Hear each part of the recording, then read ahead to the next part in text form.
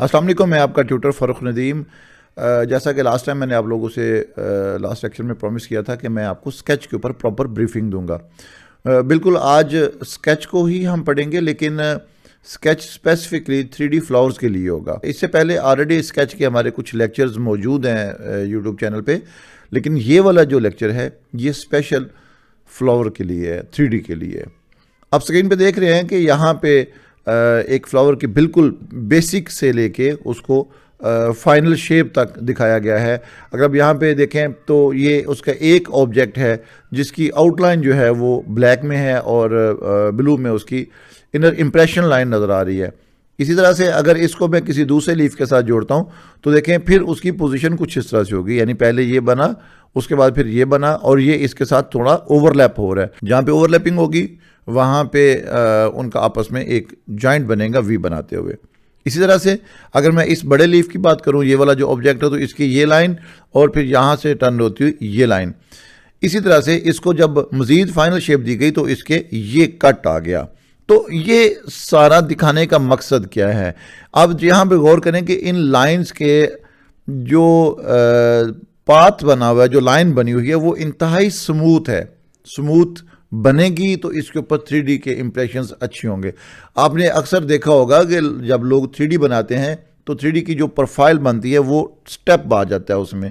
तो ये वाला जो स्टेप है ये क्यों आता है, उसकी वजह क्या है? वो उसकी वजह सिर्फ यही है कि हम लोग जब ये लाइन ड्रॉ करते हैं तो देखिए इस लाइन में किस तरह से सिमेट्रिकल है, किस तरह से स्मूथ है, कहीं पे भी उसको यकदम कोई स्टेप नहीं मिल रहा, कोई एज, कोई भी ऐसा रिंकल लाइन में, कोई स्पॉट लाइन में, कोई उसमें नोड कुछ भी नहीं आ रहा। ये बिल्कुल क्लियर लाइन आ रही है। तो ये लाइन कैसे बनाई जाती हैं, आज हम लोग इन्हीं को डिस्कस करेंगे।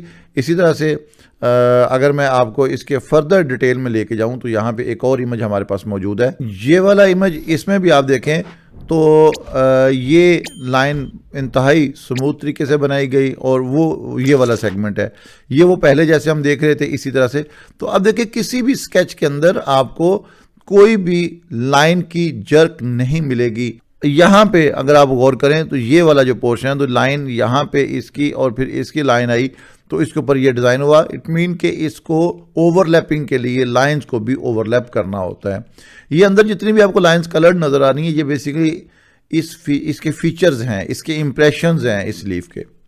इसी तरह से आप यहाँ पे भी देख रहे हैं कि इनके मुख्तलिफ इम्प्रेशंस जो हैं वो यहाँ पे दिखाए गए हैं। इसी तरह से हम अगर इन लाइंस के ऊपर बात करें तो ये आप देखें आपको बेसिक स्केच से लेके फाइनल फ्लावर तक या फाइनल लीफ तक, ये फ्लावर तो नहीं है, लीफ है, फाइनल लीफ तक उसके स्केच बताए गए हैं। ये जो लोग स्केचिंग अच्छी कर लेते हैं ये उनके लिए तो बहुत ज़बरदस्त चीज़ है। उनकी प्रैक्टिस ही इन कामों पे होती है। जैसे यहाँ पे देखें ये गोलाई, ये उसका बेसिक जो एक स्ट्रक्चर है वो यहाँ पे बनाया गया, सिंगल लाइन, फिर उसको 3 लाइनों पे लिया गया, फिर उनको आपस में किस तरह से मिला के, ये देखिए ये उस लीफ के साइड हैं, ये लीफ की साइड्स हैं और ये दरमियान में उसकी जो टहनी होती है ये वो वाली बनाई गई। इसको आगे फिर इसके स्टेप्स किए गए, यहाँ पे देखें उसको ये ऊपर, फिर उसके बाद यहाँ पे ये उसके सेगमेंट बनाए गए जहाँ पे लीफ ने शेप लेनी है। ऐसे ही फिर उसके बाद उसको फर्दर उसकी डायरेक्शंस बनाई गई, फिर उसके ऊपर हर एक डायरेक्शन के ऊपर लीफ का इफेक्ट भी दिया गया और ये जो लीफ का इफेक्ट है इसको आगे फाइनल करके इंडिविजुअल में कन्वर्ट किया। ये देखें अलग-अलग यहाँ पे लीफ बना, फिर उसको इंडिविजुअल हर लीफ को अलग से बनाया गया।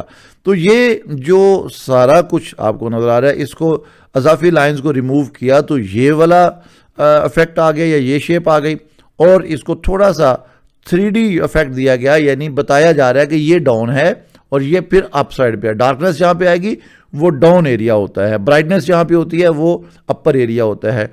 तो यहाँ पे उसको थोड़ा सा डार्कनेस देके ये बताया गया कि यहाँ से उभरा हुआ ये डाउन गया और फिर यहाँ से वापस ऊपर की तरफ उठा। तो ये बेसिकली स्केच वर्क है।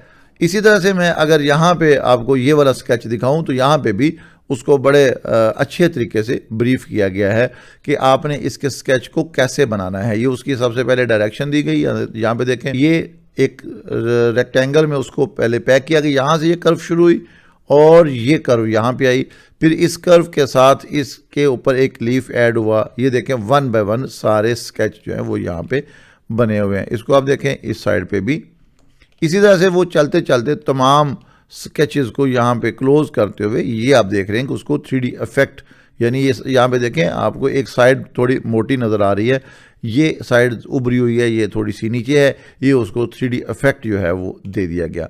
तो इस तरह से यही वाला काम आगे अगर हम यहाँ पे आते हैं तो ये देखें हमारी जो नॉर्मल प्रैक्टिस है वो ये वाली होती है। इस प्रैक्टिस में देखें जो जब बंदा प्रैक्टिस में नहीं होता तो इस तरह के स्केचेस बना रहे होते हैं। तो ये जो स्केच है ये तो खैर बिल्कुल ही ठीक नहीं है। इस स्केच को एटलीस्ट आपको इस तरह से स्मूथ करना होगा। अब ये जो स्केच बनाने का तरीका होता है ये बड़ा अहम है। इसमें आप समझ लें कि ये जितने भी यहाँ पे आपको कर्व नज़र आ रही हैं ये हर कर्व एक कोऑर्डिनेट पे बेस कर रही होती है, यानी हर जो आर्क है यहाँ से लेके यहाँ तक एक सर्कल का चौथाई हिस्सा है, फिर यहाँ से लेके यहाँ तक एक सर्कल का चौथाई हिस्सा है, फिर यहाँ से लेके यहाँ तक एक सर्कल का चौथाई हिस्सा है। इसी तरह से हर सेगमेंट जो है वो एक कोऑर्डिनेट है सर्कल का। तो यहाँ पे देखें अगर मैं दिखाऊँ आपको तो पहला, दूसरा, तीसरा, चौथा, पांचवा, ये इस तरह से घूमती हुई यहाँ तक जो है उसने 1 2 3 4 5 6 7 8 और 9 आर्क्स लगी हुई हैं, तब ये शेप बनी हुई है। इसी तरह से इसकी दूसरी साइड पे आ जाएं, ये उसके अपोजिट साइड पे बनी हुई है। तो इसके बाद कंप्लीट ड्राइंग जो है वो आपको यहाँ पे नज़र आ रही है। जैसे हमने पहले लीफ के ऊपर डिस्कशन की कि एक लीफ बनाने में क्या तरीकाकार होता है, तो वो देखें फिर वही लीफ, एक ये देखें ये 2 लीफ हैं, एक इस साइड पे एक इस साइड पे, एक लीफ ये आ रहा है, फिर इसमें से ये जो अंदर इसके टहनी आई हुई है वो ऐसे घूमती हुई घूमती हुई घूमती हुई यहाँ पे आ गई, जो आप यहाँ पे देख रहे हैं। यानी यहाँ से 2 लीफ इसको दिए गए और फिर यहाँ से लीफ आके ऐसे स्पेस को फिल कर रहा है और यहाँ पे ये घूमती हुई टहनी अंदर जा रही है, लेकिन इसके साथ साथ उसके लीफ भी घूम रहे हैं। जैसे समझ लें जो आपने यहाँ पे बनाया सेम चीज़ आपकी यहाँ पे बनी, जो लीफ यहाँ से ऐसे टर्न हुआ वो लीफ यहाँ से अंदर की तरफ टर्न हुआ। तो ये बेसिकली इसकी खूबसूरती है। अभी मैं आपको बिल्कुल इसके ये कौन सा पौधा है, कहाँ पे ये पौधा पाया जाता है, इसको इसमें क्यों इस्तेमाल किया जाता है वुड इंडस्ट्री में, इन चीज़ों को अभी हम आगे डिस्कस करने जा रहे हैं। चैनल को अगर आपने अभी सब्सक्राइब नहीं किया तो चैनल को सब्सक्राइब कर लें ताकि अपडेटेड वीडियोस आप तक पहुंचती रहें। लाइक करें, शेयर करें और कमेंट्स ज़रूर दीजिएगा ताकि हम इसको मज़ीद इम्प्रूव कर सकें। जी, ये वाला वो पत्ता है जो वुड इंडस्ट्री में कार्विंग के लिए इस्तेमाल किया जाता है। इस पत्ते का नाम है एकांथस लीफ, एकांथस पत्ता। ये यूनान में पाया जाता है और ये जो कार्विंग का जो डिज़ाइन वाला सिलसिला है ये यूनान से ही स्टार्ट हुआ था और कई सदियों से ये चलता आ रहा है। इस पत्ते की जो नेचुरल शेप है वो यहाँ पे आप देख रहे हैं। अब मज़ीद इसको जब हम आर्ट वर्क में लेके आते हैं, जब इसको डिज़ाइन में लेके आते हैं तो फिर हम इसके ऊपर मज़ीद कुछ एडिशन करते हुए इसको खूबसूरत से खूबसूरत बनाते जाते हैं।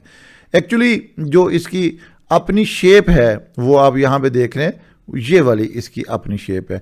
इसी तरह से अगर मैं इसका एक और व्यू आपको दिखाऊं, एक इसका ये वाला व्यू है। यहाँ पे देखिए ये बिल्कुल नेचुरल है और आप इसको देख सकते हैं कि इसी तरह से इसके साथ बेल बूटे बन रहे होते हैं। जी, अभी हम लोग एस्पायर पे इसी लीफ को डिज़ाइन करना सीखेंगे, स्केच करेंगे इसके 2D में। सबसे पहले मैंने इमेज इंपोर्ट किया है। इमेज की प्रॉपर्टीज़ जो हैं वो चेंज करें और इसकी जो फेडिंग है उसको ख़त्म करें ताकि आप इसको विजिबल देख सकें हर पोजीशन में।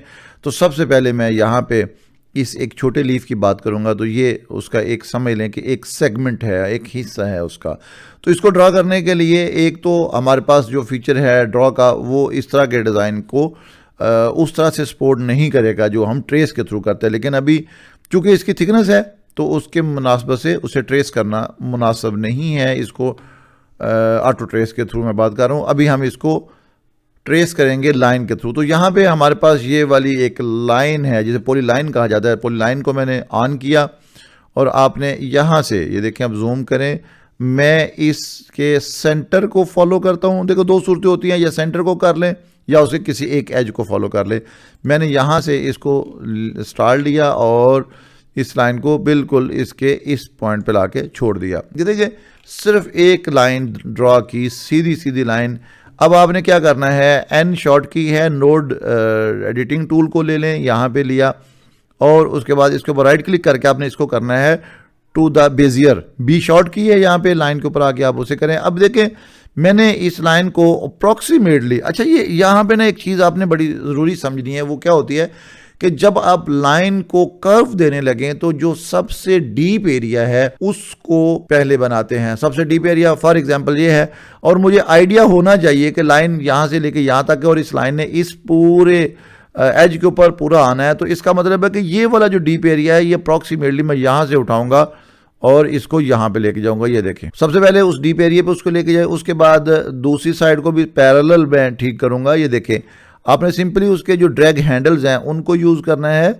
ये यहाँ पे आ गया और इसके बाद इसको मज़ीद यहाँ पे बेहतर करें। अच्छा अभी इसको देखें, जब आप लाइन एडजस्ट कर रहे होते हैं तो आपने बात ज़हन में रखनी है कि जो ये ड्रैग हैंडल्स हैं ये ऐसा नहीं होना चाहिए कि एक बहुत लंबा निकल गया और एक थोड़ा सा निकला हुआ और आप लाइन एडजस्ट करें। लाइन कभी भी एडजस्ट नहीं होगी।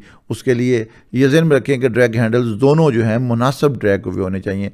अच्छा अब यहाँ पे अगर मुझे ये नीचे वाला स्केच डिस्टर्ब कर रहा है तो आप इसकी प्रॉपर्टीज़ में जाके इसको थोड़ा सा फेड कर लें। ये देखिए अब मैं आपको थोड़ा सा फेड करके दिखा रहा हूँ। अब आपको आइडिया हो रहा है कि ये मैंने इसको यहाँ पे थोड़ा सा फेड किया। अब जो इसके ऊपर लाइन रखी जा रही है वो आपको वाज़े तौर पे नज़र आएगी। देखिए मैंने यहाँ पे ये वाली जो पोजीशन है ये मेंटेन करनी है, एन शॉट के लिए, और अब इस हैंडल को मैं ड्रैग करते हुए यहाँ पे करूँगा। देखिए आप जितना हैंडल को उस साइड पे लेके जाएंगे उतना ऊपर से उसमें गहराई जो है आर की बढ़ती जाएगी। अब ऐसे ही इसको मैंने यहाँ पे लेके आना। देखिए मैं अगर नीचे लेके आऊँगा तो यहाँ पे इस जगह पे इफेक्ट ज़्यादा होगा, इसलिए इसको बहुत ज़्यादा डाउन उस वक्त करते हैं जब यहाँ पे आपको डीप कर्व चाहिए। अदरवाइज़ अब मैं देखिए इसे यहाँ पे ये सीधा करता हूँ, ये मैंने लाइन सीधी की और इस साइड पे भी मैं उसको थोड़ा सा कम करके उसकी पोजीशन को सेट करूँगा। ये देखें यहाँ पे सेट हो गई। उसके बाद आप इसको यहाँ पे सेट करें तो ये इस तरह से इसके ऊपर लाइन ड्रॉ हो गई। तो ये बड़ा ज़रूरी होता है। यहाँ पे आप देखें बिल्कुल एग्जैक्ट उसके ऊपर आ रही है। थोड़ा बहुत फ़र्क है वो आप यहाँ से इसको आसानी निकाल सकते हैं। ये देखें आपने सिर्फ डायरेक्शन एक दफ़ा बन गया, अब सिर्फ इसकी कर्व जो है वो आपने सेट करते जाना है। तो यहाँ पे अगर ये थोड़ा सा फ़र्क आ रहा है तो आपने इसको ड्रैग ही करना है डायरेक्शन पे। ये देखें, और अगर यहाँ से ये डीप हो गई है तो इस हैंडल को थोड़ा सा अप साइड पे करें, उसकी जो डीपनेस है देखिए ख़त्म हो गई। अब आप इसको जितना और बाहर खींचेंगे, अगर डाउन करेंगे तो यहाँ से डीपनेस होगी, अगर इसको सीधा लेके जाएंगे तो फिर आगे भी उसका इफेक्ट वैसा ही जा रहा होगा और ये लाइन सीधी होती है। ये देखें यहाँ पे हो गई। अब हमने इसको मज़ीद एडजस्ट करना है तो डीपनेस उसकी ठीक है, सिर्फ इसकी डेप्थ को कम करें। ये देखें बस यही इसका तरीका होता है। दोनों साइडों को मुनासिब सा आप ड्रैग करें और उसकी शेप दे लें। देखें मैंने आपको पहले बोला था कि कभी भी ये हैंडल्स बहुत ज़्यादा एक साइड पे ओवर ड्रैग नहीं होने चाहिए। तो इस तरह से हमारे पास ये लाइन सेट होगी। ये मैं आपको प्रैक्टिस के लिए थोड़ा थोड़ा करके दिखा रहा हूँ, अदरवाइज़ जब आपकी प्रैक्टिस अच्छी हो जाएगी आपको एक दो जो मॉडिफिकेशन के साथ ही ये डिज़ाइन मिल जाएगा। मैं यहाँ पे देखें दूसरी लाइन ये बना रहा हूँ। यहाँ से फिर मैंने एक लाइन इस एज तक एक ड्रा की, 2 पॉइंट लाइन सीधी सीधी यूज़ करें, और उसके बाद मैंने एन प्रेस किया और इसके ऊपर राइट क्लिक करके बेजियर पे कन्वर्ट किया और मैं यहाँ से इसे पकड़ के इस फॉर्म में लेके आता हूँ। ये देखें मैंने यहाँ पे रखा। अब सबसे पहले तो ये वाली साइड देखें, मैं जितना इसको ऊपर लेके जाऊँगा उतना इसका ये वाला रेडियस डीप होगा। इसी तरह से मैं इस साइड पे भी उसको जितना नीचे लेके आऊँगा तो नीचे उसका रेडियस डीप होगा। ये देखें मैंने इसे थोड़ा सा यहाँ पे लिया। अच्छा अगर आप समझते हैं कि ये गुलाई यहाँ पे मैनेज करनी मुश्किल है तो फिर आप वैसे तो देखिए इसमें ये यहाँ से एक ये कर्व बनी और फिर उसके बाद दूसरी कर्व शुरू हुई है। तो यहाँ पे आके आप राइट क्लिक करके इंसर्ट करें या यहाँ पे आके इस लाइन के ऊपर पॉइंटर को होल्ड करके आई प्रेस कर दें। तो अब देखें एक स्टेप हमें यहाँ पे मिला। अब बासानी हम इनको एडजस्ट कर सकते हैं। देखें मैं इस लाइन को सबसे पहले तो मैं ड्रैग करके वो पोजीशन देता हूँ जो हम देना चाह रहे हैं। उसके बाद आप इसकी गुलाई को मैनेज करना है। यहाँ पे मैंने थोड़ा सा इस रेडियस को डीप करना है। ये यहाँ से देखिए डीप हो गया। अब इसको भी इसी तरह से मैंने ये एडजस्ट किया और इसकी लेंथ थोड़ी सी कम करें ताकि उसकी डीपनेस जो है वो बेहतर हो सके। ये देखें एक साइड हमने सेट कर लिया। अब देखें जैसे हमने ये पॉइंट सेट किया, दूसरा पॉइंट ऑटोमेटिकली उसके करीब तरीन जो है वो एडजस्ट हो गया। इसको मैं थोड़ा सा बढ़ाता हूँ तो ये देखें ये लाइन बन गई। इसी तरह से इसके इनसाइड पे भी लाइन ड्रॉ करनी है आप। एक तो ये है कि आप इसी को ही यूज़ कर सकते हैं, यानी आप इसी लाइन की यहाँ पे Ctrl+C Ctrl+V करेंगे तो एक कॉपी आ गई, या फिर आप इसके कंट्रोल को यूज़ करें। तो ये देखें मैंने इसके इस नोड को यहाँ से ड्रैग किया, इसके ऊपर छोड़ा और यहाँ से अब चूंकि हमें यहाँ पे रेडियस कम चाहिए तो मैंने इसको ये पोजीशन दी। इसको थोड़ा सा डाउन करें हैंडल को तो ये देखें ये लाइन ड्रॉ हो गई। इसी तरह से इस लाइन को भी आपने मैनेज करना है, तो मैनेज करने के लिए आप सिंपली यहाँ पे उसको रेडियस दे दें। ये हमारे पास लाइन जो है वो ट्रेस हो गई। और सबसे जो बड़ी बात आपको मैं बताता चलूँ कि जब भी आपने यहाँ पे कोई एडिशनल पॉइंट ऐड करना है तो इसको राइट क्लिक करके इसको स्मूथ पॉइंट पे रखना है। ये अक्सर लोग गलती करते हैं कि इसको स्मूथ नहीं करते। अच्छा, अब ये एक आपने डिज़ाइन कर लिया। अब ये इसी तरह से हम ये वाला जो स्केच है, अब इस स्केच पे मैं सेम इस स्केच के ऊपर ही काम करने जा रहा हूँ। तो देखिए इसका भी तरीकाकार वैसा ही है। आप लाइन टूल के साथ यहाँ से एक पॉइंट लिया और दूसरा मैंने यहाँ पे पॉइंट लिया। इसी तरह से फिर मैंने एक ये पॉइंट लिया और दूसरा पॉइंट उसको मैंने यहाँ पे ये वाला दे दिया। जूम करते हैं, फिर मैं यहाँ से लाइन स्टार्ट करता हूँ और तीसरा पॉइंट उसके इसी पॉइंट पे देता हूँ। तो ये तीनों लाइनें हमारे पास बन गई। एन के साथ सबसे पहले मैं इस लाइन को करता हूँ, इसको डायलॉग को क्लोज करें, एन प्रेस किया और इसके ऊपर आके ये वाली लाइन और राइट क्लिक करके बेजियर में कन्वर्ट करें और इसको थोड़ी सी ये गुलाई अप्लाई की, इसको डीप किया यहाँ से। अब दूसरी लाइन को सिलेक्ट करें और बेजियर टूल की मदद से इसको मैंने ड्रैग करके यहाँ पे रखा। यहाँ पे इसकी गुलाई दे दें और इसको यहाँ से आप कर्व में कन्वर्ट कर दें। ये देखिए अगर इसकी गुलाई में प्रॉब्लम आ रही है तो यहाँ पे मैंने इंसर्ट करके एक नया पॉइंट दिया और ये वाला पॉइंट यहाँ पे दे दिया। अब ये सारा करने का मकसद वही है कि कम से कम नोड्स आएँ। नोड्स जितने ज़्यादा होंगे उतने आपको डिज़ाइन को मेंटेन करने में प्रॉब्लम्स आएंगी। तो ये जनाब हमने इसको यहाँ पे रखा और ये कर्व हमारे पास मेंटेन हो गई। यहाँ पे अगर उसकी गुलाई मैच करने वाली है अभी तो आप इसको यहाँ से ये देखें इसकी गुलाई इस तरह से आप निकालेंगे और यहाँ से इसको ये शेप देंगे। आप इसको थोड़ा नीचे करके भी इसे एडजस्ट कर सकते हैं ये, और ये ऑटोमेटिकली सारा सेट हो गया। इसी तरह से अब इस लाइन को मैंने राइट क्लिक करके कन्वर्ट टू बेजियर किया और इस लाइन को भी मैं यहाँ पे लेके आता हूँ और इसके अंदर भी दो सेगमेंट ऐड, दो नोड्स ऐड कर देता हूँ। इसके अंदर भी मैं एक नोड ऐड करता हूँ और अब इस नोड को ऐड करने के बाद आप इस हैंडल की मदद से इसको वो वाली शेप दें। फिर इस नोड को मूव करवा के यहाँ पे रखें और इसकी पोजीशन भी थोड़ी सी उसके साथ मेंटेन करें। जूम करके मैं इसके करीब करता हूँ, यहाँ पे आ गए। अब आप इसकी जो गुलाई है वो मैनेज कर सकते हैं। यहाँ से इस पॉइंट को इस लाइन पे ले आएँ, एग्जैक्ट हम चूँकि उसके मुताबिक ट्रेस कर रहे हैं। इस हैंडल से मैंने इसको ये ड्रैग किया यहाँ पे और आप देख सकते हैं कि उसके साथ उसकी गुलाई बैठ गई हुई है। तो इसमें जो सबसे बड़ी बात है वो ये होती है कि आपकी लाइन में स्मूथनेस रहनी चाहिए। तो ये जो स्मूथनेस है ये बहुत ज़रूरी है। अच्छा जी, ये तो आपको आइडिया हो गया। मैं आपको ये वाली कर्व जो है वो भी इसकी बना के बता दूं ताकि इस तरह की कर्व कैसे बनती है। ये देखिए मैंने एक पॉइंट यहाँ पे लगाया, एक पॉइंट इसका यहाँ पे लगाया और फिर एक पॉइंट मैंने इस जगह पे लगा दिया। ये पॉइंट लगाया, जैसे ही हम ये तीन पॉइंट उसके लगा के 3 पॉइंट बेस एक लाइन ड्रॉ करते हैं। एन प्रेस किया, राइट क्लिक करें, यहाँ पे कन्वर्ट इसको सेलेक्ट करें। एन प्रेस किया, राइट क्लिक करके convert to bezier tool, convert to bezier tool और यहाँ पे मैं सिंपली उसको राइट क्लिक करके स्मूथ कहता हूँ तो उसने इस लाइन को स्मूथ कर लिया।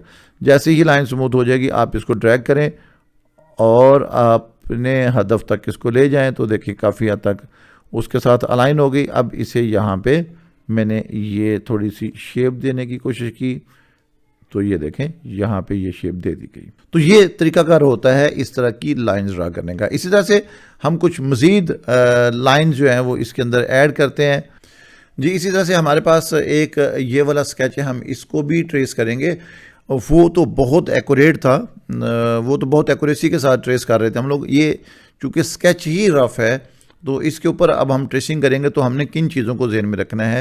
आगाज़ करेंगे, मैं एक साइड पे ये वाला स्केच बनाता हूँ। तो इस पे सबसे पहले तो ये देखें 3 बेल्स इसमें बनी हुई हैं।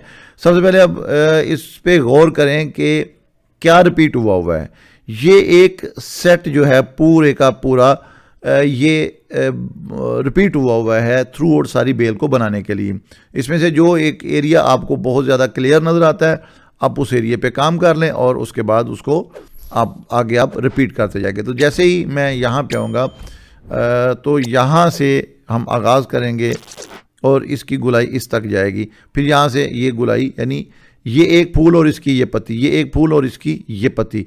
तो हम यहाँ पे इस फूल पे अगर काम करना चाहें तो इसके लिए बहुत आसान है, आपने यही लाइन टूल सेट करना है। सबसे पहले तो मैं इसकी ये वाली गुलाई सेट करता हूँ कि मुझे यहाँ से लेके यहाँ तक ये गुलाई बनानी है। तो एन प्रेस किया मैंने, इसको क्लोज करें, एन प्रेस किया, शेप टूल के लिए बेजियर टूल में कन्वर्ट किया और इसको मैंने यहाँ से सेलेक्ट करके इस गुलाई पे ले आया। और यहाँ पे अगर आप देखें तो ये वाला पॉइंट मैंने तकरीबन इस जगह पे रखा और नीचे इसकी चूँकि गुलाई पीछे से मैच होती हुई आ रही है तो यहाँ पे मैं इंसर्ट करके एक पॉइंट डालूंगा और इसकी डायरेक्शन यहाँ से मैं चेंज करूँगा। ये देखें तो ये यहाँ से चलती हुई गुलाई आगे उसके साथ लिंक कर रही है। ये देखें, इसको थोड़ा सा एंगल उसका मेंटेन करना है हमने। इसको मैंने ये लंबा किया थोड़ा। अब यहाँ पे देखें ये गुलाई आ रही है इस जगह पे, इसको थोड़ा सा डाउन करें और ये चीज़ सेट हो गई। अब एक बात यहाँ पे ध्यान में रखना है कि आपके ये जो हैंडल्स हैं इसकी डायरेक्शन और इसकी डायरेक्शन ऑलमोस्ट सेम होगी क्योंकि आगे इसी तरह से इसने आगे फिर बेंड लेना है। तो यहाँ पे मैं इसको थोड़ी सी गुलाई इधर दे के ये शेप हमने कंप्लीट की। अब उसके बाद हमने ये वाला जो डिज़ाइन है इसको बनाना है। तो ये जब आप 3D में बनाते हैं तो सबसे पहली बात तो ये होती है कि 3D किस किस्म की है। आपने अगर एक ही प्रोफाइल में ये बनाना है तो फिर आप पूरा एक स्केच बनाएंगे, और अगर आप इसके साथ कोई क्रॉस सेक्शन यूज़ करना चाहते हैं तो फिर आप यहाँ से लेके ये एक और फिर यहाँ से लेके ये एक बनाएंगे। या तीसरा ऑप्शन ये होता है कि आप इसको किसी एक डिज़ाइन में बना लें और इसको बाद में कट कर लेते हैं। कोई भी तरीका आप इस पर यूज़ कर सकते हैं।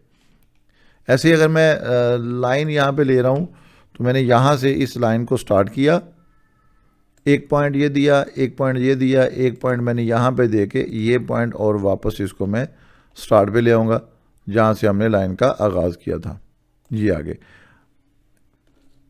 डायलॉग को क्लोज करने के बाद एन प्रेस किया और यहाँ पे अब देखें, एक तो ये है कि मैं तमाम नोड्स को सेट करके इनको मैं स्मूथ कह देता हूँ तो वो ऑटोमेटिकली वो उस पर चले जाएंगे। ये देखें ये स्मूथ हुआ, इस पे आगे ये स्मूथ हुआ, ये नोड स्मूथ हुआ। जैसे ही आप इन नोड्स को स्मूथ करेंगे तो वो गुलाई ऑटोमेटिकली हर जगह पे अप्लाई हो जाएगी। मैं इसको ड्रैग करते हुए यहाँ पे लेके आ रहा हूँ, इसको ड्रैग करते हुए मैं यहाँ पे लेके आ रहा हूँ, इसको ड्रैग करते हुए मैंने यहाँ पे लिया और आप देखिए करीब 3 उसने शक्ल क्रिएट कर दी।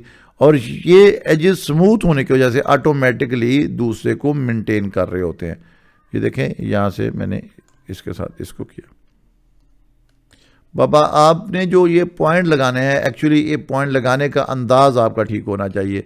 तो ये पॉइंट आमतौर पे वैसे तो प्रैक्टिस टू प्रैक्टिस वेरी करते हैं कि आपके पास किस किस्म का डिज़ाइन आया है, लेकिन नॉर्मली जो इनकी एक प्रैक्टिस होती है वो ये थी कि आप उसके कोऑर्डिनेट पॉइंट पे यानी जहाँ पे सर्कल जो है वो चेंज हो रहा है, जहाँ पे गुलाई उसकी चेंज हो रही है, वहाँ पे आप उसको यूज़ करते हैं।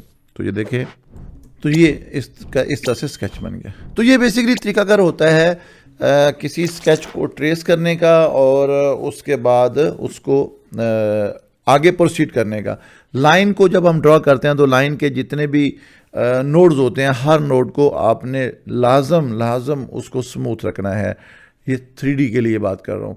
अच्छा, ये भी एक बात होती है, जैसे मैं अगर फ़र्ज़ करें ये वाली एक जो एक टहनी है या पत्ती है, इसको मैं अगर ट्रेस करने की कोशिश करता हूँ, यहाँ से लेके मैंने इसे यहाँ तक ट्रेस करना है और फिर मैंने वापस इसको यहाँ पे रखना है। तो मैं इसमें एक जगह पे स्टेप दे रहा हूँ, ये वाला और ये वाला। अब डिपेंड करता है कि आपका जो डिज़ाइन है वो किस किस्म का है। मैंने जैसे ही इन दोनों को सिलेक्ट करके यहाँ पे इसको स्मूथ किया तो अब देखें ये लाइन चूँकि वेक्टर में स्ट्रेट उसमें लाइन बेस्ड है, आर्क नहीं है, तो इस पे अफेक्ट नहीं हुआ। मैंने यहाँ पे इसको ये चेंज किया और यहाँ से मैंने इसको मज़ीद उसकी गुलाई दे दी और यहाँ से मैंने इसको ये वाली गुलाई दे दी। अब मैंने इस लाइन को भी कन्वर्ट किया बेजियर में और इस लाइन को मैं यहाँ पे लेके आता हूँ। अब ये पोजीशन इसकी मैंने ये बनाई। अच्छा, अब ये एक ही लाइन से आ रही है तो यहाँ पे अगर तो मैं इसे स्मूथ करूँगा तो ये शेप बनेगी, लेकिन अब यहाँ पे चूँकि शार्प एज आ गया है तो जहाँ पे शार्प एज आएगा वहाँ पे मेरे मौसम स्मूथनेस की ज़रूरत नहीं होती। तो अब ये सारी की सारी लाइन जो हैं वो कर्व में हैं तो इनमें स्मूथनेस चाहिए, लेकिन जहाँ पे बेंड आ रहा है, शार्प बेंड है, जैसे ये वाला है और ये वाला शार्प बेंड है, यहाँ पे स्मूथनेस की ज़रूरत नहीं होती। सेकंड, इसमें जो बड़ी अहम बात है वो ये है कि जब आपने कोई भी लीफ डिज़ाइन करना है तो उसकी जो ये विड्थ है ये ग्रेजुअली इंक्रीज़ और डिक्रीज़ होनी चाहिए। ये भी आपके डिज़ाइन पे बड़ा अहम रोल प्ले करती है। मैं उम्मीद करता हूँ कि स्केच के हवाले से काफ़ी सारी चीज़ें आपको क्लियर होंगी। वीडियो में लंबी बनाने से थोड़ा सा कतराता भी हूँ कि ज़्यादा लंबी वीडियो भी लोग देखते नहीं हैं, बात को समझना थोड़ा सा मुश्किल हो जाता है, इसलिए शॉर्ट वीडियोस में फिर मुख्तसर काम ही हो सकता है। 3D बनाते वक्त बहुत लेंथी काम होता है, एक एक फ्लावर के ऊपर घंटा घंटा लग जाता है, लेकिन चूँकि ये ट्रेनिंग है तो इसमें हमें बड़ा लिमिटेड टाइम के साथ लेके आगे चलना होता है। मैं उम्मीद करता हूँ कि आपको कुछ फ़ायदा हुआ होगा। इन टेक्निक के साथ आपकी प्रोफेशनल स्किल में इम्प्रूवमेंट आएगी। अपनी दुआ में याद रखिएगा, इंशाल्लाह दोबारा मिलेंगे किसी नई टेक्निक के साथ। अल्लाह हाफिज़।